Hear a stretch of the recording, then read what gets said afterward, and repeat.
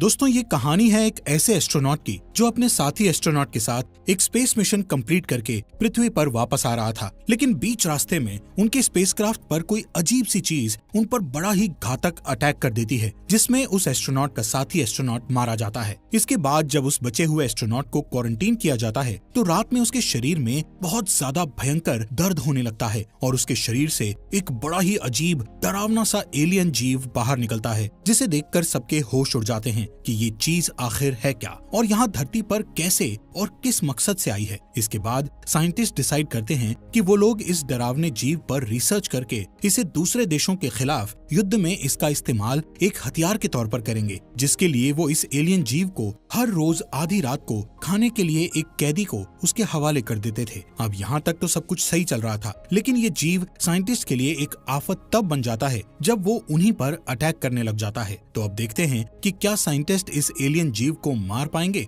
या फिर यह खतरनाक एलियन जीव पूरी पृथ्वी पर से इंसानियत को खत्म कर देगा। चलिए जानते हैं। तो कहानी की शुरुआत साल 1983 के समय से होती है, जहां स्पुतनिक नाम के रशियन स्पेस शटल में दो एस्ट्रोनॉट्स एवचेंको और कॉन्स्टेंटीन बैठे हुए थे। ये दोनों एस्ट्रोनॉट कई महीनों के सफर के बाद सक्सेसफुली पृथ्वी पर वापस आ रहे होते हैं, लेकिन वापस आते समय उन्हें स्पेस शटल के बाहर कुछ अजीब सा दिखाई देता है, जिसके साथ ये सीन यहीं कट हो जाता है और अगले सीन में हमें कजाकिस्तान का एक वीरान इलाका दिखाया जाता है, जहाँ उन एस्ट्रोनॉट्स का लैंडर क्रैश हुआ था। यहाँ एक आदमी लैंडर के पास जाकर देखता है तो उसे एवचेंको की लाश दिखाई देती है। वहीं पास ही कॉन्स्टेंटीन भी घायल हालत में लैंडर से बाहर निकलता है। दूसरी तरफ हमें एक फीमेल साइकोलॉजिस्ट डॉक्टर तात्याना को दिखाया जाता है, जिसके ऊपर ट्रायल्स चल रहे होते हैं, क्योंकि तात्याना के इलाज करने का तरीका काफी अजीब था। दरअसल तात्याना ने 17 साल के एक लड़के का इलाज करने के लिए उसे काफी देर तक पानी में डुबाए रखा था। अब ऐसा करने से उस लड़के की जान तो नहीं गई, लेकिन उसके माता पिता ने तात्याना के खिलाफ कंप्लेन कर दी। तब तात्याना अपनी सफाई में कहती है कि मैंने उस लड़के को सिर्फ उतनी देर तक ही पानी में रखा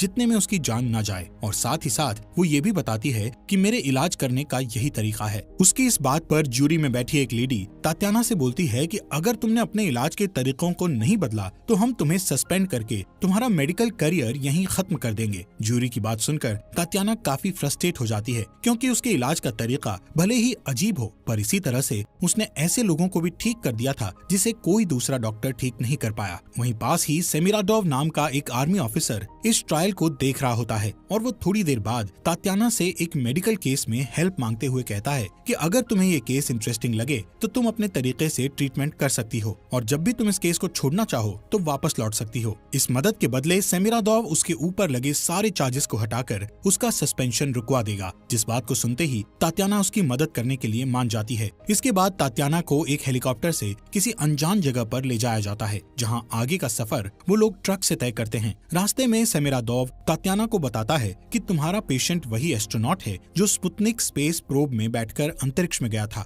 यानी उसका पेशेंट कॉन्स्टेंटीन ही है, जिसे हमने शुरुआत में देखा था। जब से कॉन्स्टेंटीन और उसका दोस्त अंतरिक्ष से वापस आए हैं, तब से वो लोग रशिया के नेशनल हीरो बन चुके हैं, क्योंकि ऐसा पहली बार है कि कोई इंसान अंतरिक्ष में जाकर वापस आया हो। लेकिन आर्मी ने अपने देश की जनता से इस बात को छुपा कर रखा था कि उनका एक नेशनल हीरो यानी एवचेंको मर चुका है, बल्कि उन्होंने हर तरफ ये खबर फैला रखी थी कि स्पेस से वापस आने के कारण दोनों नेशनल हीरोज को पृथ्वी के एटमॉस्फेयर में एडजस्ट करने में थोड़ी प्रॉब्लम हो रही है, इसीलिए उन्हें कुछ हफ्तों तक क्वारंटीन में रखा गया है। वहीं तात्याना को बस इतना ही बताया गया था कि कॉन्स्टेंटीन एमनीशिया का पेशेंट है, लेकिन कॉन्स्टेंटीन की हाई सिक्योरिटी देखकर वो समझ जाती है कि उससे कुछ तो छुपाया जा रहा है। फिर थोड़ी देर बाद सेमिराडोव उसे लेकर एक ग्लास चैम्बर के बाहर जाता है, जिस चैम्बर में रीगल नाम का एक डॉक्टर कॉन्स्टेंटीन का इलाज करने की कोशिश कर रहा था। ये देखकर तात्याना गर्म कॉफी का एक कप लेकर कॉन्स्टेंटीन के चैम्बर में जाती है, जहां हम देख पाते हैं कि उसने कॉफी के कप को हैंडल से पकड़ रखा है, लेकिन कॉन्स्टेंटीन उस गर्म कॉफी के खौलते हुए कप को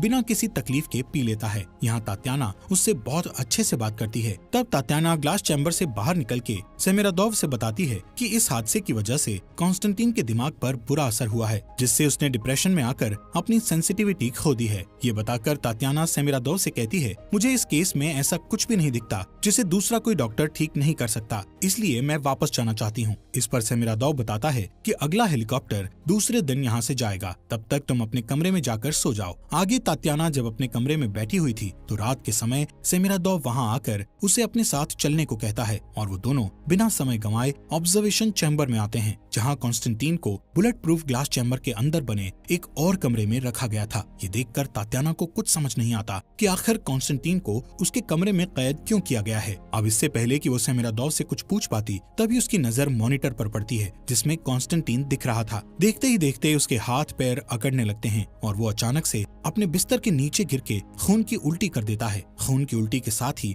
उसके मुंह से एक अजीब सा जीव बाहर निकलता है, जिसके बाहर आते ही कॉन्स्टेंटीन तो बेहोश हो गया था, पर वो जीव धीरे धीरे बड़ा होने लगता है, जिसे मॉनिटर में देखकर तात्याना के होश उड़ जाते हैं। तब सेमिरादोव के कहने पर तात्याना उस अजीब से जीव को देखने के लिए कॉन्स्टेंटीन के कमरे के बाहर जाती है, जहाँ वो जीव उस पर हमला कर देता है, लेकिन बुलेट प्रूफ ग्लास की वजह से वो जीव तात्याना को नुकसान नहीं पहुंचा पाता। जिसके बाद सेमिरादोव तात्याना से बताता है कि ये जीव स्पेस से कॉन्स्टेंटीन के साथ आया है और वो उसके शरीर के अंदर ही रहता है। इसी वजह से हमने एक नेशनल हीरो को इस तरह कैद करके रखा है, क्योंकि उसके अंदर एक एलियन जीव मौजूद है जिसे अलग करने का काम तुम्हारा है। यहाँ तात्याना भी इस चैलेंज को एक्सेप्ट करके सेमिरादोव से कॉन्स्टेंटीन की लैंडिंग के बाद से अब तक की सारी रिपोर्ट्स और फुटेजेस मांगती है, ताकि वो इस जीव के बिहेवियर को अच्छे से समझ सके। रिपोर्ट्स पढ़कर उसे ये पता चलता है कि ये एलियन जीव किसी पैरासाइट की तरह है, जो ज्यादातर समय कॉन्स्टेंटीन के पेट में ही रहता है। जब वो पेट में रहता है तो उसकी लंबाई लगभग 30 सेंटीमीटर होती है, लेकिन कॉन्स्टेंटीन के शरीर से बाहर निकलते ही उसे ऑक्सीजन मिलती है, जिससे उसकी लंबाई आधा मीटर हो जाती है। वो एलियन जीव कॉन्स्टेंटीन के शरीर से बाहर निकलने के लिए एक टॉक्सिन रिलीज करता है, जिससे कॉन्स्टेंटीन के शरीर की मसल्स लूज होकर फैल जाती हैं, ताकि वो एलियन जीव आसानी से बाहर निकल सके।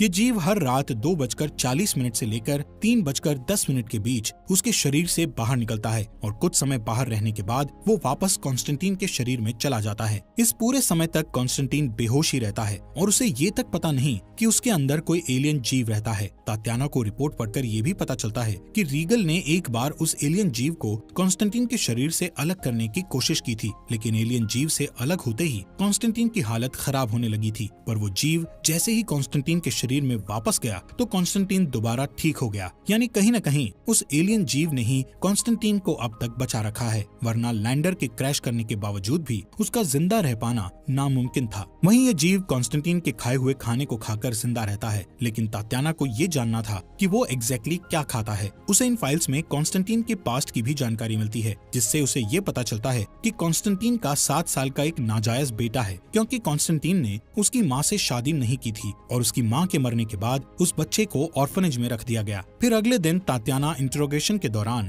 पहले तो कॉन्स्टेंटीन से उसका फेवरेट सॉन्ग पूछती है, लेकिन बाद में वो उससे कहती है कि तुम एक बुरे पिता हो जिसने अपने बेटे को ऑर्फनेज में सड़ने के लिए छोड़ दिया, जो सुनकर कॉन्स्टेंटीन को काफी बुरा लगता है। जबकि तात्याना की बातों से हम समझ पाते हैं कि उसने जानबूझकर कॉन्स्टेंटीन को गुस्सा दिलाया, ताकि गुस्से के कारण उसके व्यवहार में कुछ बदलाव आ जाए। वो तुरंत ही रीगल से कॉन्स्टेंटीन का ब्लड टेस्ट करने को कहती है, ताकि उसे ये पता चल सके कि आखिर वो एलियन जीव एग्जैक्टली क्या खाता है। यहाँ तात्याना सेमिरादोव को सजेस्ट करती है कि वो कॉन्स्टेंटीन को ग्लास चैम्बर से निकालकर किसी दूसरे कमरे में शिफ्ट कर दे, ताकि कॉन्स्टेंटीन को ऐसा न लगे कि उसे कैद करके रखा गया है। इस पर सेमिरादोव कॉन्स्टेंटीन को ग्लास चैम्बर से निकालकर एक नॉर्मल कमरे में शिफ्ट करवा देता है और इस कमरे में एक टीवी भी रखी हुई थी। इसी बीच उसके कमरे में तात्याना आती है, जिसे कॉन्स्टेंटीन बताता है कि स्पेस में जाने से 1 हफ्ते पहले ही मुझे अपने बेटे और उसकी माँ के बारे में पता चला था, इसलिए मैंने ये सोचा कि वापस आने के बाद मैं उसे ऑर्फनेज से वापस ले आऊंगा, लेकिन वापस आने के बाद से मैं यहीं पर फंसा हुआ हूँ। फिर उसी रात जब वो एलियन बाहर निकलता है तो तात्याना दोबारा से उसके सामने जाती है और पिछली बार की तरह इस बार भी उनके बीच बुलेट प्रूफ ग्लास होता है, लेकिन इस बार वो एलियन तात्याना को देखकर उसके ऊपर हमला करने की कोशिश नहीं करता,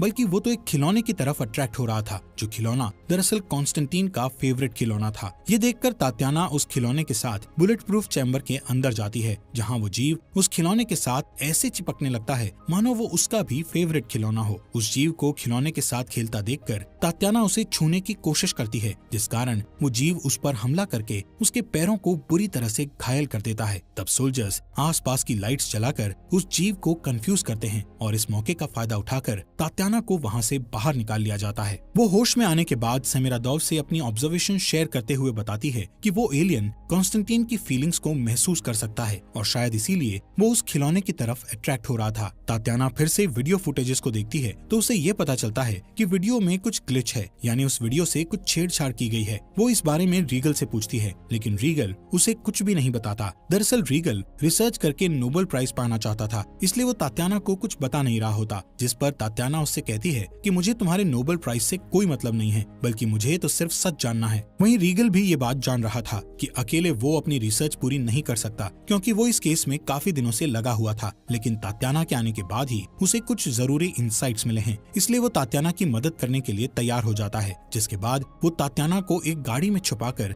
इस फैसिलिटी से दूसरी तरफ ले जाता है, जहाँ सिर्फ कुछ ही लोगों को जाने की परमिशन थी। वो उसे नाइट विजन बाइनोकुलर्स देकर कहता है कि तुम गाड़ी के अंदर से ही सब कुछ देखती रहो। तात्याना देखती है कि वहाँ एक कैदी को केज के अंदर ले जाया जा रहा था और इसी के साथ सारी लाइट्स बंद कर दी गई। कुछ देर बाद एलियन जीव केज के अंदर आकर उस कैदी को एक ही झटके में मारकर उसके मांस को खाने लगता है। ये देखकर तात्याना के होश उड़ जाते हैं और हम एज एन ऑडियंस जान पाते हैं कि ये केज उसी ग्लास चैम्बर से जुड़ा हुआ है जिसके अंदर कॉन्स्टेंटीन को हर रात रखा जाता है, ताकि वो एलियन केज में आकर प्रिजनर्स को खा सके। अब गाड़ी में वापस आने के बाद रीगल तात्याना को बताता है कि जब हमें कॉन्स्टेंटीन मिला था तो उसकी हालत बहुत ज्यादा खराब थी, लेकिन उसके अंदर इस एलियन जीव के होने की वजह से उसकी तबीयत दिन ब दिन सही होती चली गई और वो इतनी जल्दी रिकवर कर गया जितने में किसी आम इंसान का रिकवर कर पाना लगभग नामुमकिन था। जब कॉन्स्टेंटीन हॉस्पिटल में था तो इस एलियन जीव ने एक नर्स को भी मार दिया था और उसी दिन के बाद से कॉन्स्टेंटीन की तबीयत में सुधार आना शुरू हो गया। इसके बाद उस जीव को मछली से लेकर सुअर तक सब कुछ खाने को दिया गया, मगर ऐसा करने से कॉन्स्टेंटीन की तबीयत फिर से खराब होने लगी। आखिर में सेमिरादोव ने उस जीव को एक प्रिजनर ऑफर किया, जिसे खाने के बाद जब वो जीव कॉन्स्टेंटीन के अंदर गया तो कॉन्स्टेंटीन की तबीयत वापस से सही हो गई। लेकिन वो जीव प्रिजनर्स को मारने से पहले उन्हें काफी ज्यादा डराता है, क्योंकि डरते समय इंसानों के अंदर कॉर्टिसोल नाम के हार्मोन का लेवल बहुत ज्यादा बढ़ जाता है और शायद ये जीव कॉर्टिसोल के ऊपर ही फीड करता है। फिर अगली सुबह तात्याना कॉन्स्टेंटीन को सारी सच्चाई बताती है कि उसके अंदर एक एलियन जीव रहता है जिसने बहुत से लोगों को मार दिया है। ये सुनकर कॉन्स्टेंटीन तात्याना से कहता है कि तुम मुझे रात में मिलो। रात में कॉन्स्टेंटीन अपने कमरे के बाहर मौजूद एक रिसेप्शनिस्ट लड़की को बेहोश करके टीवी के अंदर लगे एक मैग्नेट को निकाल लेता है। वो उस मैग्नेट की मदद से सीसीटीवी कैमरास को ऑल्टर करके तात्याना के साथ उस कमरे में जाता है जहाँ उसके दोस्त एवरचेंको की लाश रखी हुई थी। यहाँ कॉन्स्टेंटीन रिवील करता है कि उसे इस एलियन के बारे में पहले से ही पता है, यहाँ तक कि उसे वो सारी चीजें महसूस और दिखाई देती हैं जो वो एलियन करता है। यानी वो एलियन जो भी महसूस करता है वो सारी चीजें कॉन्स्टेंटीन को भी महसूस होती हैं और उसे अच्छे से पता है कि हर रात ये एलियन प्रिजनर्स को मार के उनका मांस खाता है। लेकिन इतना सब जानने के बावजूद भी कॉन्स्टेंटीन अनजान बना हुआ है, क्योंकि अगर सेमिरादोव को ये बात पता चल गई तो वो कॉन्स्टेंटीन को इस फैसिलिटी से कभी नहीं जाने देगा। दरअसल कुछ ही दिनों में यहाँ एक इंस्पेक्शन टीम आने वाली है, जिनके आने तक कॉन्स्टेंटीन को अपना नाटक जारी रखना होगा। इंस्पेक्शन टीम से क्लियरेंस मिलते ही कॉन्स्टेंटीन को छोड़ दिया जाएगा और ऐसा तभी पॉसिबल है जब कॉन्स्टेंटीन इन बातों से अनजान बना रहे। वो तात्याना से रिक्वेस्ट करता है कि तुम सेमिरादोव को मत बताना कि मैं और वो एलियन सेम फीलिंग शेयर करते हैं, क्योंकि सेमिरादोव को इस बात का पता चल गया तो वो मुझे बाहर नहीं जाने देगा। कॉन्स्टेंटीन ने तात्याना को ये बातें इसलिए बताई क्योंकि उसे अच्छे से पता था कि तात्याना बहुत इंटेलिजेंट है, जो बहुत ही जल्द सारी सच्चाई का पता लगा लेगी, इसलिए उसने पहले ही सब कुछ कन्फेस कर दिया। उसकी बातें सुनकर तात्याना को बहुत बुरा लगता है, क्योंकि उनके देश के लोग कॉन्स्टेंटीन को एक नेशनल हीरो मानते हैं, लेकिन ये नेशनल हीरो सब कुछ जानते हुए भी प्रिजनर्स की हत्या होने दे रहा है। तात्याना उससे कहती है कि अगर मैं तुम्हारी जगह होती तो खुद की जान ले लेती। ऐसा कहकर वो यहाँ से जा रही होती है कि तभी एक सोल्जर उसे गिरफ्तार कर लेता है, क्योंकि वो एक रेस्ट्रिक्टेड एरिया में घूम रही थी। इसके बाद सेमिरादोव उसे खुद लेकर केज के पास जाता है, क्योंकि सेमिरादोव को इस बात का पता चल गया था कि रीगल तात्याना को पहले भी इस केज के पास लेकर आया था। सेमिरादोव उससे कहता है कि तुम्हें इस बार नाइट विजन बाइनोकुलर्स की जरूरत नहीं पड़ेगी, बल्कि मैं तुम्हें सब कुछ करीब से दिखाऊंगा। फिर हम तात्याना और सेमिरादोव को केज के पास देखते हैं, जहाँ इस बार एक नहीं बल्कि 2 प्रिजनर्स को लाया गया था और हर बार की तरह इस बार भी वो एलियन केज में आकर उन प्रिजनर्स को मारने ही वाला था कि तभी तात्याना केज को खोलकर उस जीव के सामने चली जाती है, लेकिन वो उस पर हमला नहीं करता क्योंकि कॉन्स्टेंटीन और ये एलियन सेम फीलिंग शेयर किया करते थे, जिस कारण ये एलियन तात्याना को नुकसान नहीं पहुंचाता। तभी तात्याना कॉन्स्टेंटीन का फेवरेट गाना गाने लगती है, जिससे वो एलियन बिल्कुल शांत पड़ जाता है। जबकि दूसरी तरफ कॉन्स्टेंटीन वापस से होश में आने लगता है, जो देखकर हम समझ पाते हैं कि कॉन्स्टेंटीन कुछ हद तक उस एलियन को कंट्रोल कर सकता है। इसी बीच एक प्रिजनर वहां से भागने की कोशिश करता है, जिस पर वो एलियन एक झटके में ही उस प्रिजनर का सिर धड़ से अलग करके उसे मार देता है। हालांकि इस इंसिडेंट को देखकर सेमिरादोव तात्याना से पूछता है कि क्या कॉन्स्टेंटीन इस एलियन को कंट्रोल कर सकता है, जिसके जवाब में तात्याना कहती है कि वो इस एलियन को पूरी तरह से कंट्रोल नहीं कर सकता।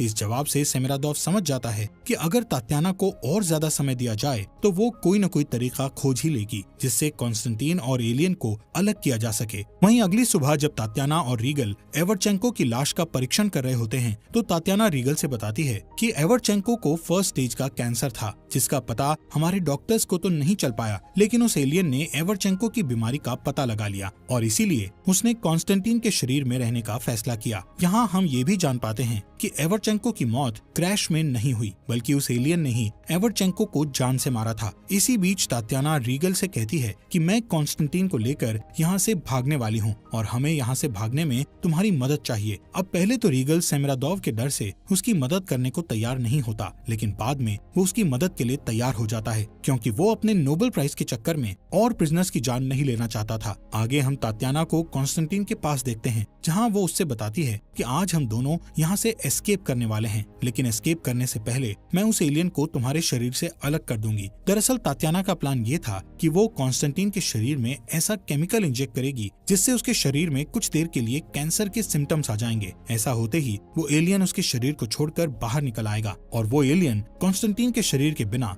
ज्यादा देर तक जिंदा नहीं रह सकता, क्योंकि उससे धूप नहीं बर्दाश्त होती। यही वजह है कि वो रात के समय ही बाहर निकलता है, जबकि दिन में वो उसके शरीर में रहता है। इसके बाद तात्याना और कॉन्स्टेंटीन कुछ सोल्जर्स को बेहोश करके वहाँ से भाग निकलते हैं, जबकि दूसरी तरफ रीगल हायर ऑफिसर्स को सेमिरादोव के इलीगल एक्सपेरिमेंट्स के बारे में खबर देता है। उधर सेमिरादोव को सीसीटीवी फुटेजेस से पता चल चुका था कि तात्याना और कॉन्स्टेंटीन वहाँ से भाग रहे हैं और इस सब में रीगल ने भी उनकी मदद की है। उसे ये भी पता चल चुका था कि रीगल ने उसके खिलाफ कंप्लेंट कर दी है, इसीलिए वो उसे शूट करके जान से मार देता है। उसे मारने के बाद वो अपने सोल्जर्स को तात्याना और कॉन्स्टेंटीन के पीछे भेजता है, जहाँ उसके ऑर्डर पर बहुत सारे सोल्जर्स तात्याना और कॉन्स्टेंटीन को घेर लेते हैं। जहाँ वो लोग तात्याना को मारने ही वाले थे कि तभी कॉन्स्टेंटीन खुद को इंजेक्शन लगाकर एलियन को बाहर निकाल देता है। वो तात्याना को बचाने के लिए उस एलियन को कंट्रोल करके सभी सोल्जर्स को मरवा देता है। अब इस मौके का फायदा उठाकर तात्याना कॉन्स्टेंटीन को लेकर वहाँ से भाग निकलती है, जिससे वो एलियन पीछे छूट जाता है। इधर कॉन्स्टेंटीन और एलियन एक दूसरे से दूर जाते ही कमजोर होने लगते हैं, क्योंकि उन दोनों में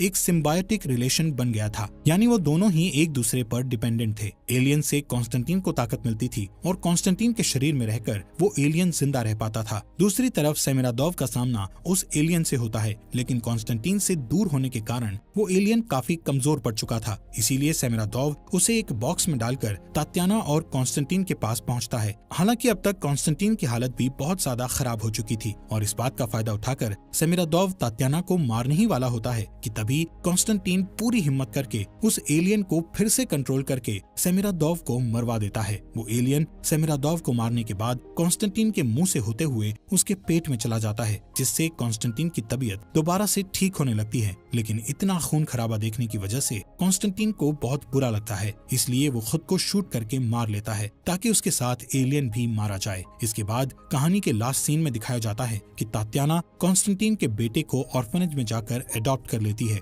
इसी के साथ ये बेहतरीन मूवी यहीं पर खत्म हो जाती है। दोस्तों, हमारे फॉक्स एक्सप्लेनर हिंदी चैनल को सब्सक्राइब करने के लिए दिल से शुक्रिया।